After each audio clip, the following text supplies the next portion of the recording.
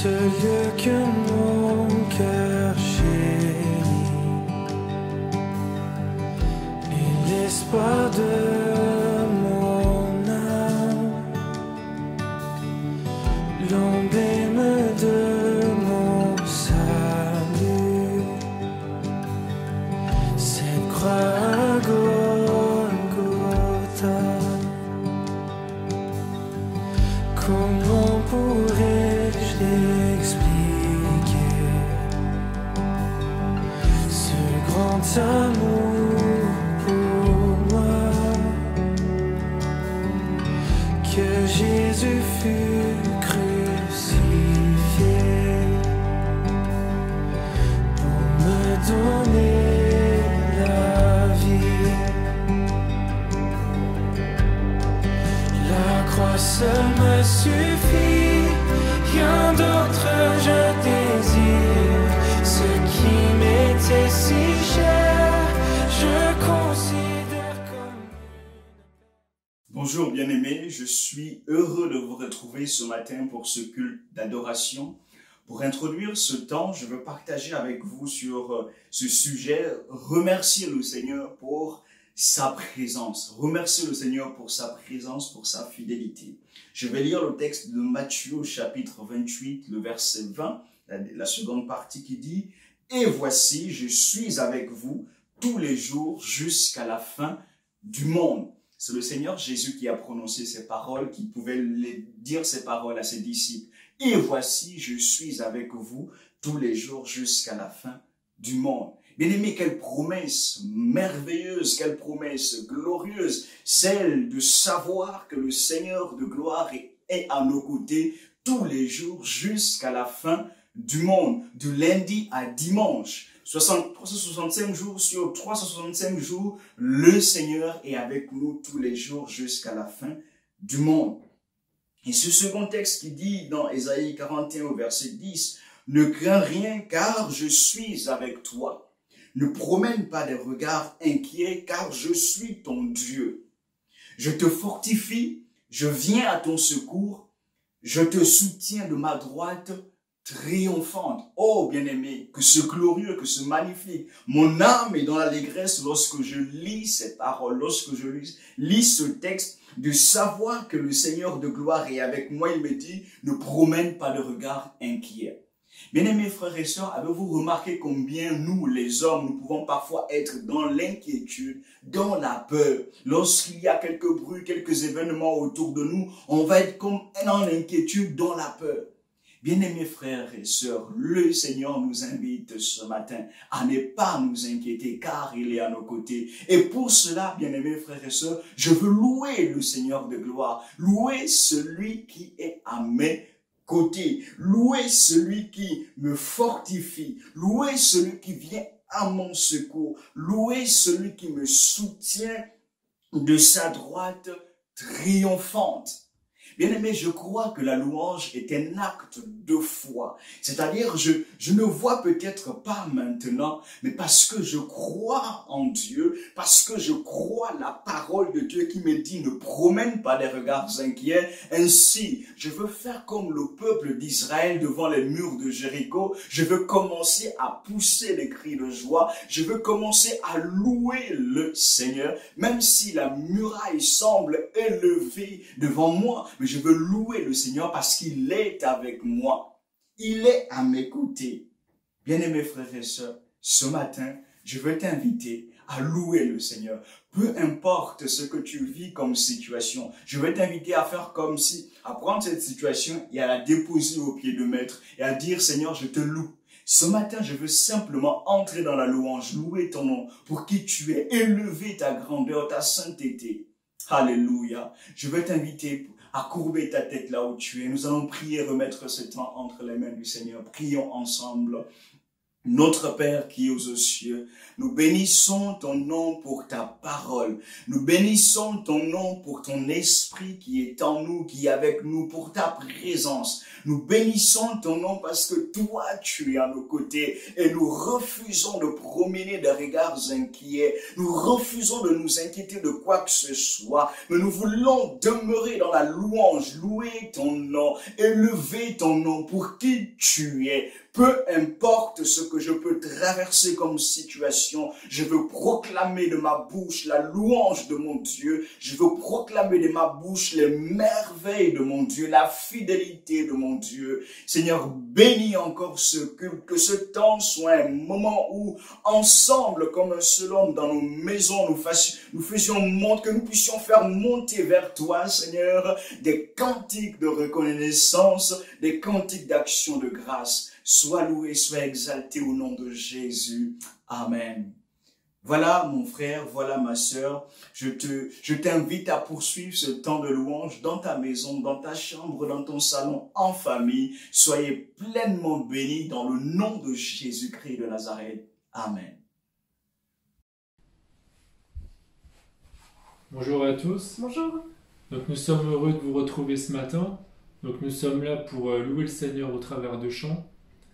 Donc nous ne sommes pas réunis physiquement, mais nous croyons que l'Esprit de Dieu nous rassemble au nom de Jésus. Donc je vous invite à chanter ce chant avec nous qui dit « Je veux te célébrer et je veux chanter tes louanges de tout mon cœur. Aide-moi Seigneur à vivre dans la sainteté et que tout mon être chante en ton honneur. »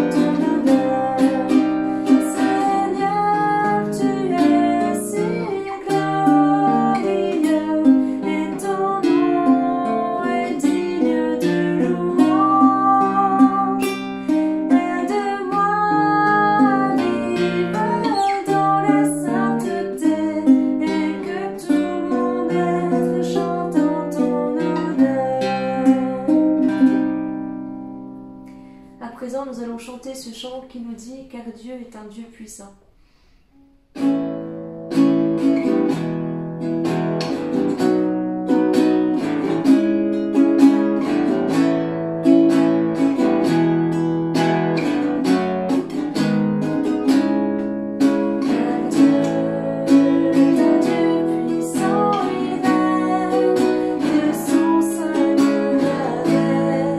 Sagesse, amour, oui, Dieu est un Dieu puissant.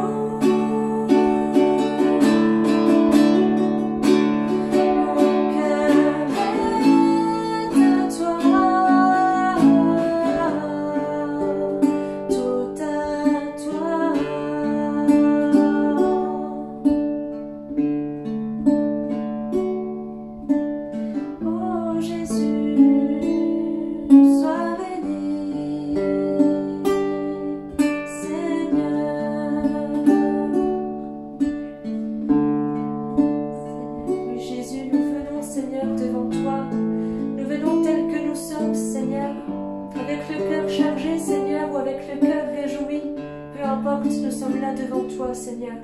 Et tu vois nos cœurs tels qu'ils sont. Tu vois nos cœurs, Seigneur, comme personne ne peut les voir. Et nous voulons, Seigneur, venir devant toi ce matin, venir te déposer tout ce que nous sommes, Seigneur Jésus, te donner le meilleur de ce que nous sommes. Souvent, parfois, Seigneur, nous sommes dégoûtés parce que nous sommes attristés de voir ce que nous pouvons faire. Et pourtant, Seigneur, toi tu nous aimes d'un amour éternel. Tu nous as aimés à ce point de donner ta vie sur la croix, Seigneur Jésus. Nous ne pouvons, Seigneur, nous taire devant ta grâce. Nous ne pouvons nous taire, Seigneur, devant ta grandeur. Nous ne pouvons nous taire, Seigneur, devant ta beauté, devant ta magnificence, devant cette croix, Seigneur, qui est là devant nous et qui nous parle de ton amour, Seigneur, qui nous fait vivre ton amour par ton Esprit Saint, Seigneur Jésus. Fais-nous entrer dans tes voies. Fais-nous entrer, Seigneur, dans ta vie, mon Dieu, afin que nous puissions nous abandonner, Seigneur, réellement, complètement, venir à toi, Seigneur Jésus, afin d'être remplis de qui tu es, de ce que tu es, de cet Esprit, Seigneur, dont tu veux nous remplir, qui nous fera vivre, Seigneur, de ta vie éternelle. Seigneur Jésus, sois béni, sois loué, mon Dieu. Merci pour ta grâce, pour ta bonté, pour ces instants que nous vivons ensemble, Seigneur, parce que ton Esprit nous unit. Visite-nous chacun, Seigneur, et fais-nous du bien encore ce matin, mon Dieu. Amen.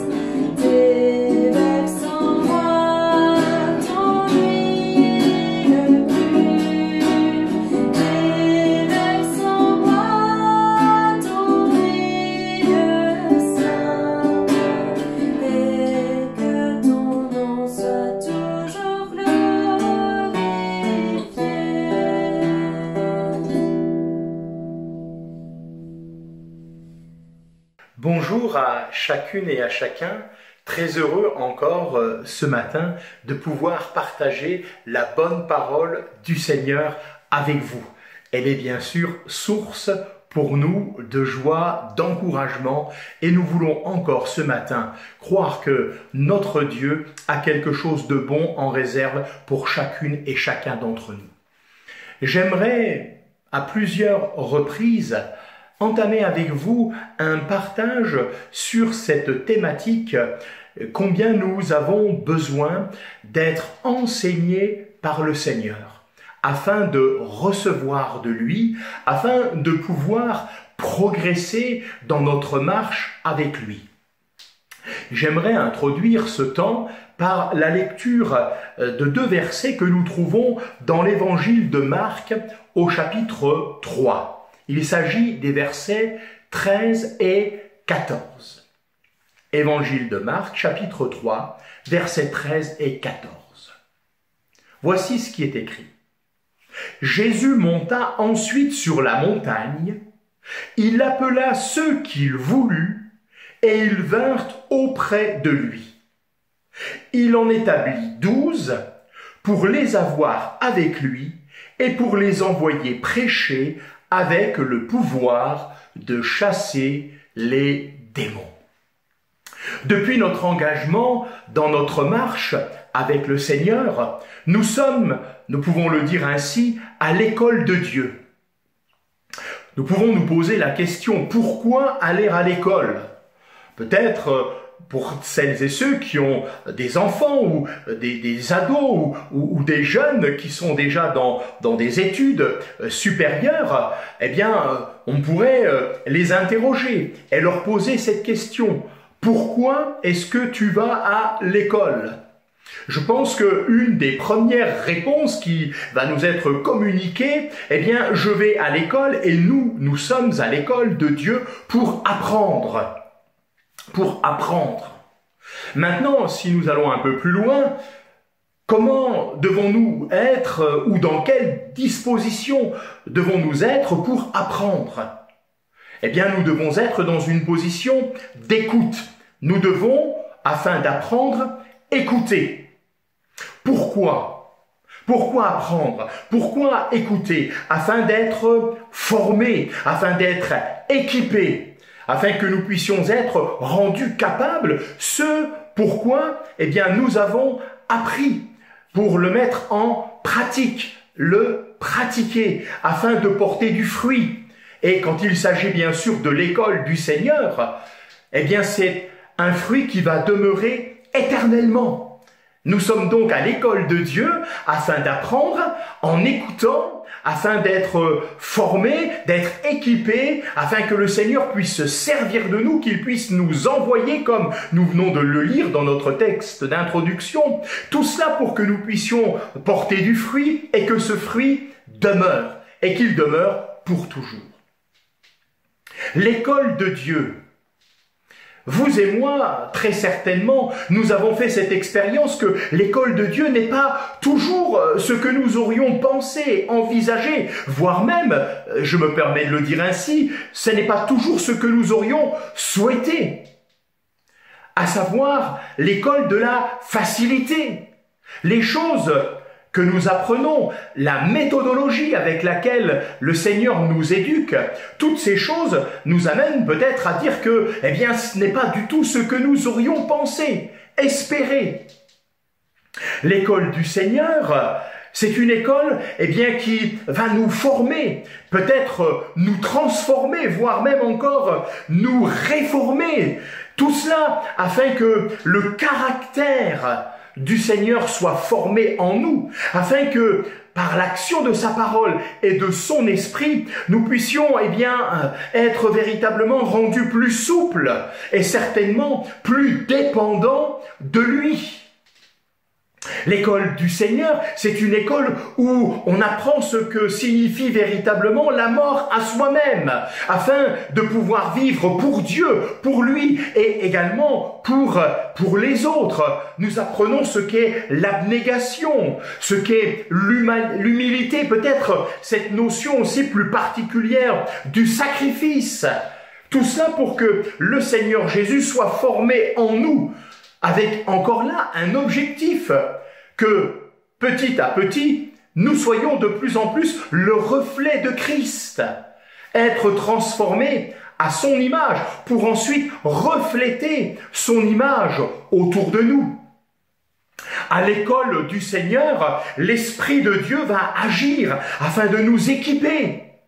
Nous pouvons compter sur la grâce de Dieu et l'action du Saint-Esprit pour nous donner les qualités, les qualifications nécessaires pour le service, pour un service qui se veut être efficace dans l'assemblée locale, là où nous sommes placés, au sein de l'Église, mais aussi à l'extérieur, quant à notre témoignage auprès de nos contemporains, de celles et ceux qui nous entourent.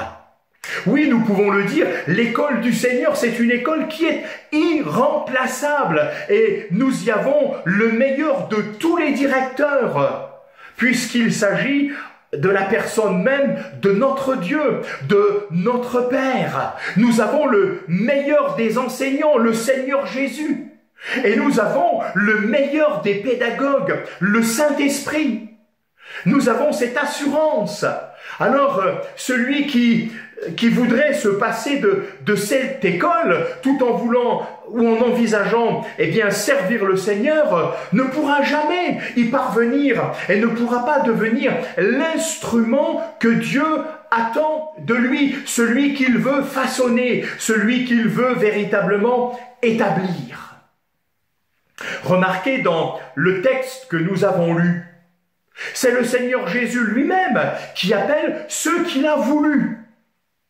Tous ceux qui veulent servir Dieu d'une manière ou d'une autre, sont au préalable appelés de Dieu. C'est lui-même qui appelle. Il le fait selon sa volonté qui est souveraine. Le choix de Dieu lui est propre. C'est lui qui sait, c'est lui qui connaît. Et puis, ce que nous avons lu, ils vinrent auprès de lui. Ils sont entrés à l'école du Maître parfait.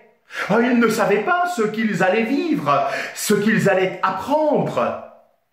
Permettez-moi de le dire ainsi, c'était comme un peu partir à l'aventure.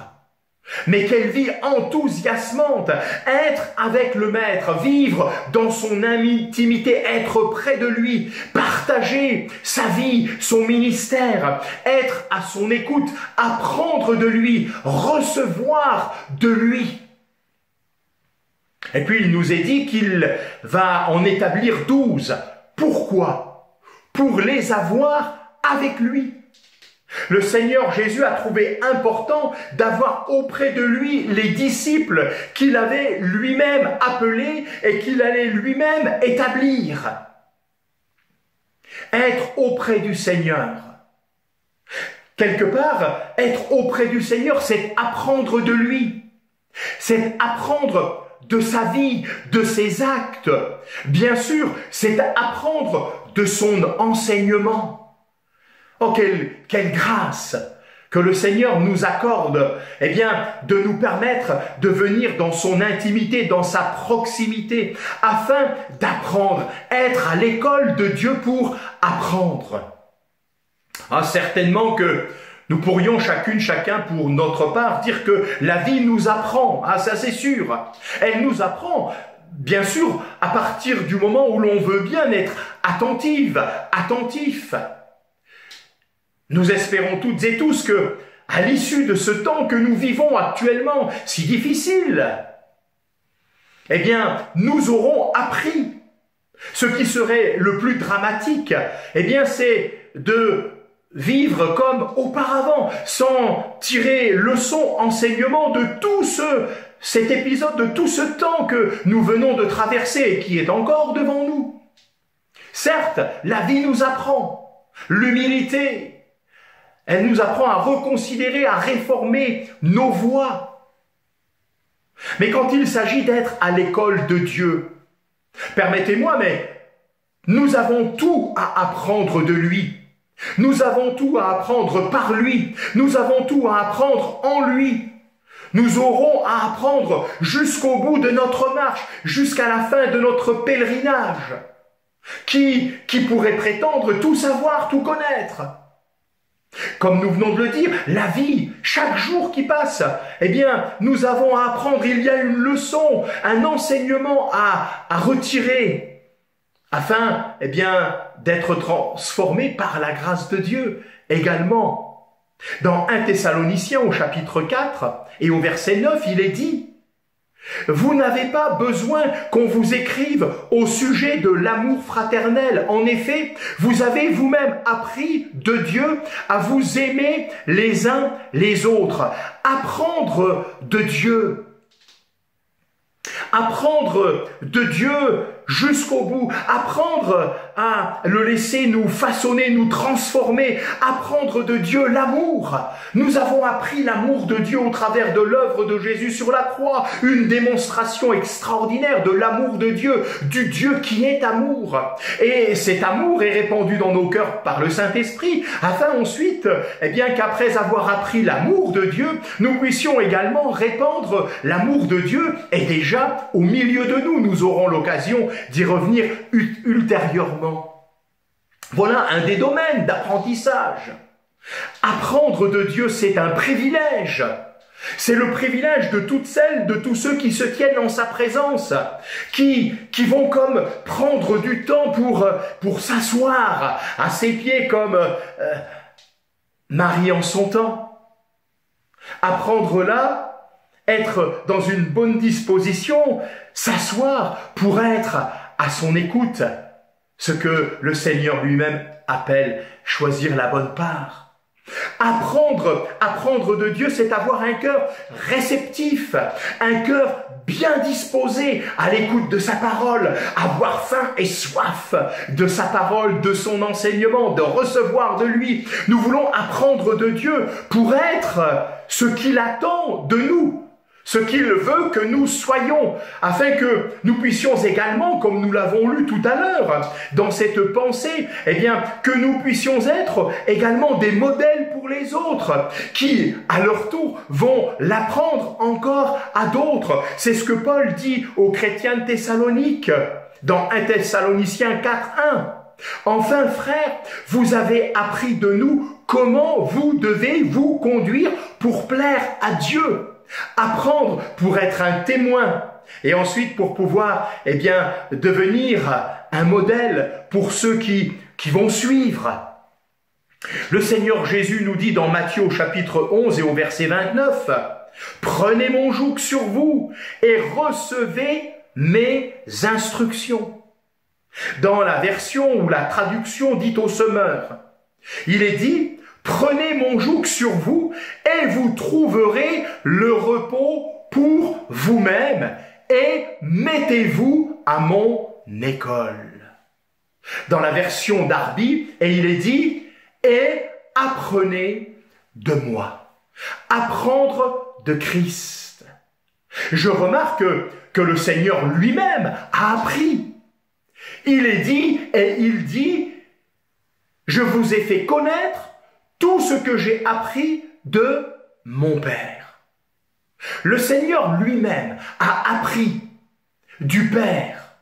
Et ensuite, il a enseigné ce qu'il avait appris du Père. Et maintenant, nous, qui avons reçu ce que Christ a reçu du Père, nous voulons le transmettre à notre tour, afin que d'autres reçoivent le conseil de Dieu, puissent apprécier la véracité de sa parole, l'efficacité de sa parole, et qu'ensuite, et à leur tour, ils deviennent des témoins, puis des modèles pour d'autres. Et c'est ainsi que, aujourd'hui encore, et à notre époque, nous sommes le fruit de cette transmission, de cette connaissance, de ce qui a été appris par Christ du Père, et qui s'est transmis de génération en génération.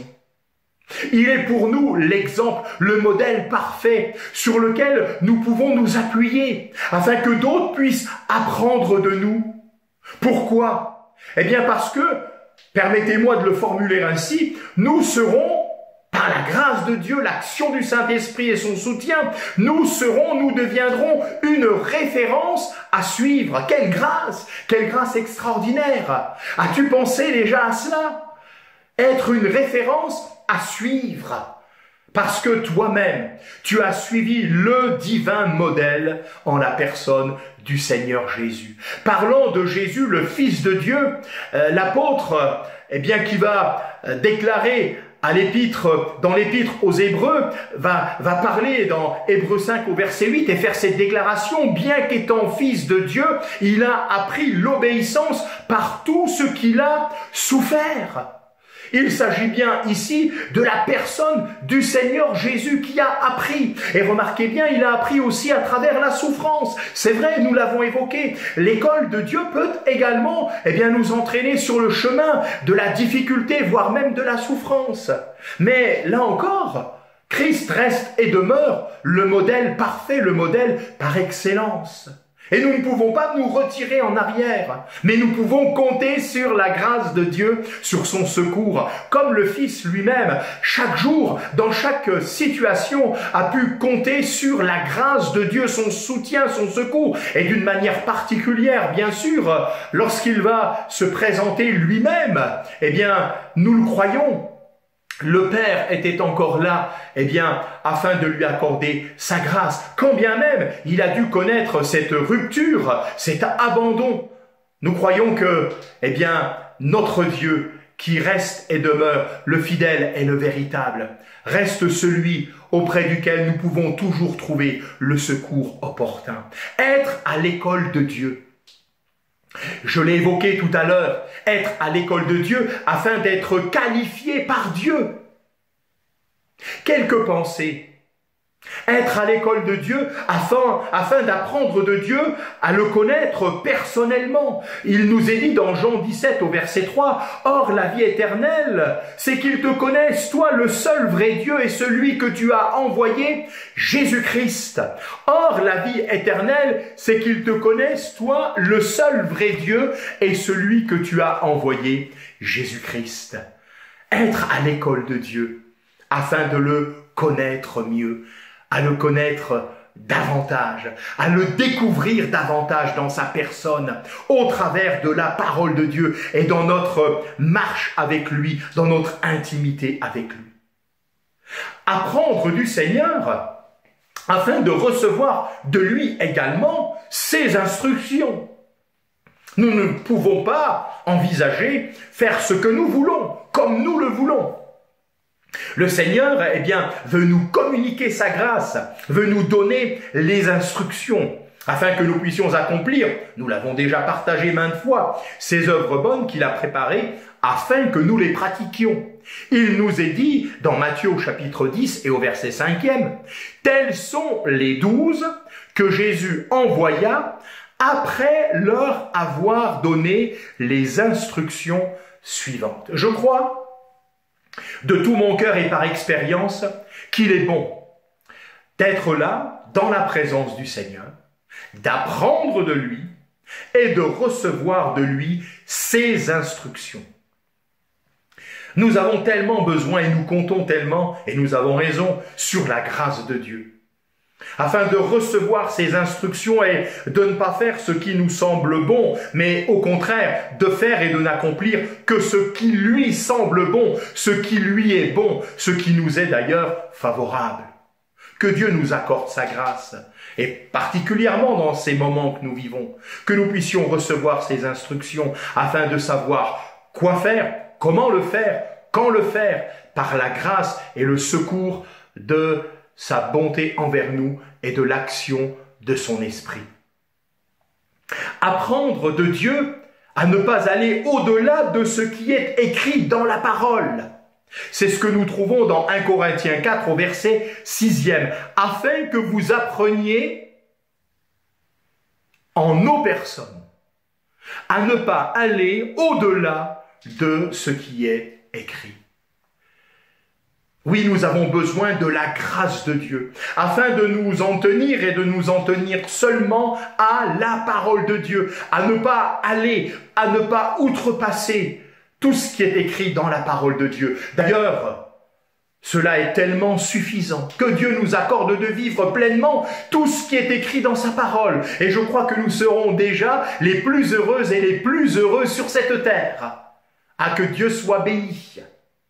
Apprendre de Dieu pour ensuite enseigner aux autres ce que nous avons reçu, comme il nous est dit dans 1 Corinthiens au chapitre 11 et au verset 23. « Car j'ai reçu du Seigneur ce que je vous ai enseigné. » Voilà, j'ai reçu du Seigneur ce que je vous ai enseigné. Je l'ai déjà dit tout à l'heure. Le Seigneur a reçu, il a communiqué ce qu'il a reçu du Père. Ensuite, nous l'avons reçu. Et ici, à l'instar de l'apôtre, eh bien, que nous puissions également communiquer autour de nous et qu'ainsi les autres, les hommes, les femmes, les personnes qui nous entourent puissent recevoir ce que le Seigneur a en réserve pour chacune et chacun. Apprendre de Dieu à nous aimer les uns les autres. C'est ce que nous avons lu et partagé tout à l'heure. Vous avez appris de Dieu à vous aimer les uns les autres. 1 Thessaloniciens 4, verset 9. Je crois que cette école-là de l'amour de Dieu, eh bien, nous sommes heureuses et heureux de pouvoir nous y trouver, non seulement afin de goûter l'amour de Dieu, mais également afin de partager, de vivre pleinement l'amour de Dieu au milieu de nous, entre nous, dans la communion fraternelle et dans la communion spirituelle. Et puis, et ça n'est pas la moindre des choses, apprendre de Dieu à être content de l'état où l'on se trouve, que nous soyons rassasiés ou que nous ne soyons pas rassasiés. Encore une fois, c'est ce que nous trouvons dans la parole de Dieu, dans Philippiens, au chapitre 4, les versets 11 et 12. Voilà ce que dit l'apôtre. « Car j'ai appris à être content de l'état où je me trouve. J'ai appris à être rassasié et à avoir faim, à être dans l'abondance et à être dans la disette. » Frères et sœurs, amis qui nous suivez, ne pensez-vous pas que nous avons besoin d'apprendre à être contents de l'état où l'on se trouve, quand on considère tout ce qui est autour de nous, quand on considère ce qui se passe au loin, les nouvelles que nous recevons. Nous pouvons bénir Dieu pour tout ce dont nous pouvons profiter jour après jour. Oh certes, peut-être nous n'avons pas tout, peut-être même, en ce moment même, à l'heure où je parle, il y a des temps de difficultés, d'épreuves, de faim, de disette, dans tel ou tel autre domaine. Mais apprenons à considérer tout ce que nous avons, tout ce qui est à notre disposition. Peut-être devons-nous dire « Oh mon âme, bénis l'Éternel et n'oublie aucun de ses bienfaits. » Alors, en apprenant de lui, en étant à son école, je crois que par l'assistance de son esprit, le Seigneur va déverser dans notre cœur ce contentement, qui procède non pas de tout ce que nous pouvons posséder, mais du fait de savoir que nous lui appartenons. Il est à moi, je suis à lui. Et qu'il pourvoit, qu'il est le maître, qui sait tout, que nous pouvons faire connaître à Dieu nos besoins avec des actions de grâce. Mais en même temps, que nous puissions apprécier tout ce que nous avons, et déjà le fait de cette vie, de qualité de vie que nous avons, cette vie qui émane, qui jaillit même du cœur de Dieu, cette vie qui jaillit dans l'éternité, que le nom du Seigneur soit béni. Être à l'école de Dieu pour apprendre, mais frères et sœurs bien-aimés, ensuite pour demeurer dans ce que l'on a appris. Paul va recommander à plusieurs reprises à Timothée de demeurer dans les choses qu'il a apprises de lui. Dans 2 Timothée chapitre 2 verset 2. « Est-ce que tu as entendu de moi en présence de beaucoup de témoins ? Confie-le à des hommes fidèles qui soient capables de l'enseigner aussi à d'autres. » Dans 2 Timothée chapitre 1er verset 13e, « Retiens dans la foi et dans l'amour qui est en Jésus-Christ le modèle des saines paroles que tu as reçues de moi. » Et au chapitre 3 verset 14 de cette seconde épître à Timothée, il est dit « Quant à toi, demeure ferme dans ce que tu as appris et accueilli avec une entière conviction. Tu sais de quel maître tu l'as appris. » Apprendre de Dieu, demeurer dans ce que nous avons appris. Pour que ces choses soient rendues possibles, il est indispensable d'avoir chacun pour notre part, individuellement, une vie privée avec le Seigneur. Sans cette vie privée, il nous sera véritablement difficile de recevoir du Seigneur.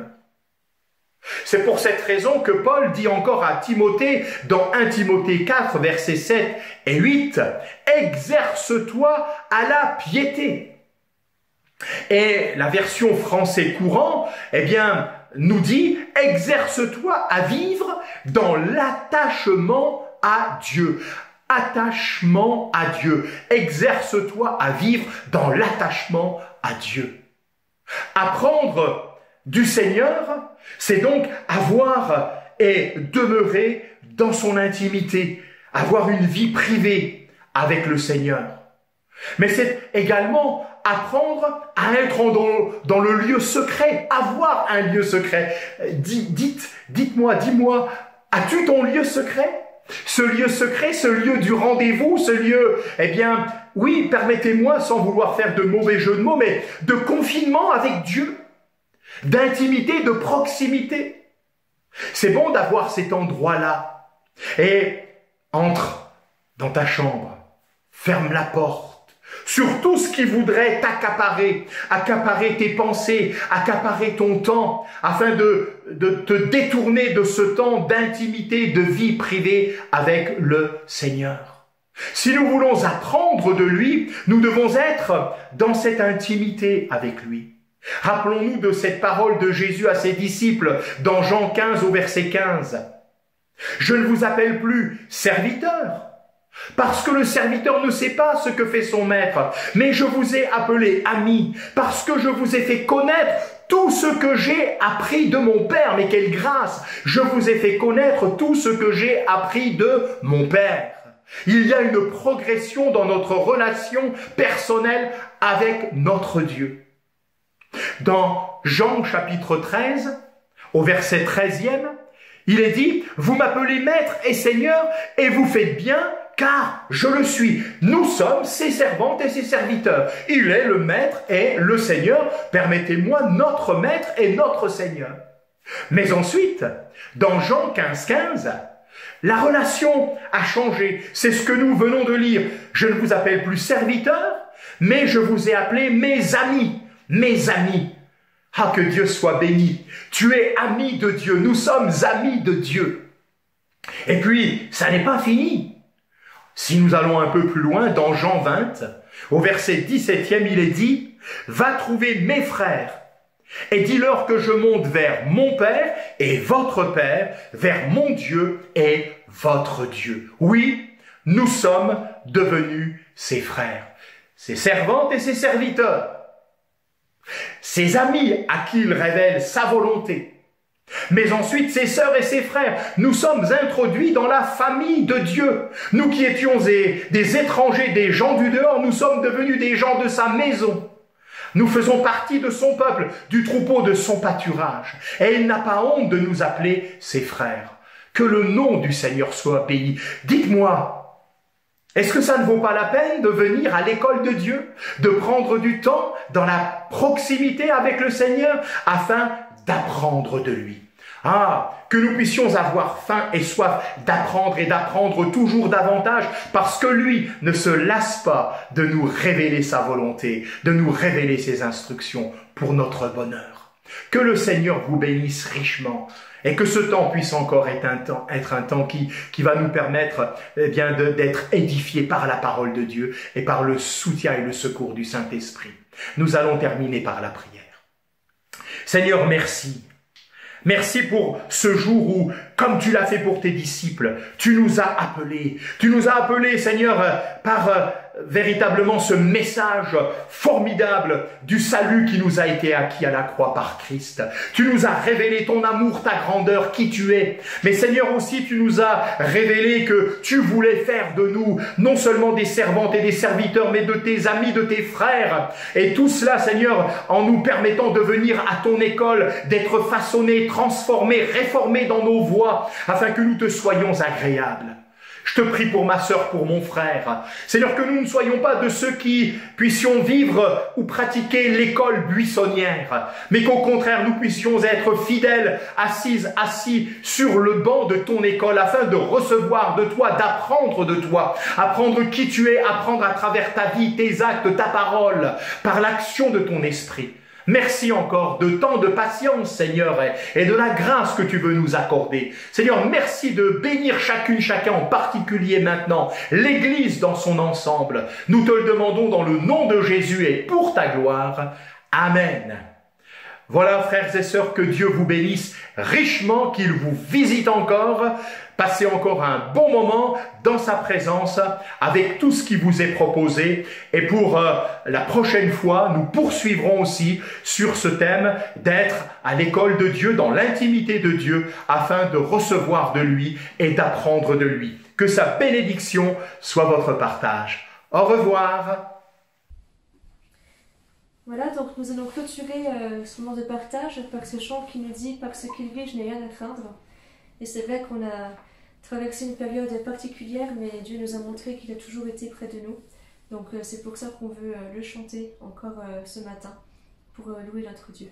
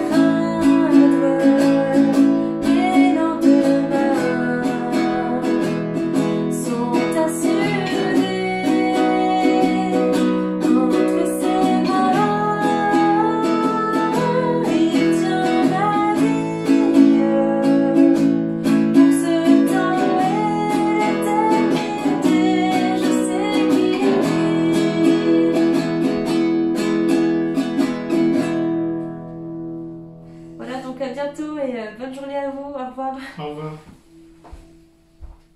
La croix seule me suffit, rien d'autre je désire. Ce qui m'était si cher, je considère comme une perte, afin de te connaître. Tout ce que je possède est pour moi sans valeur, car j'ai mesuré le prix et la croix seule me suffit.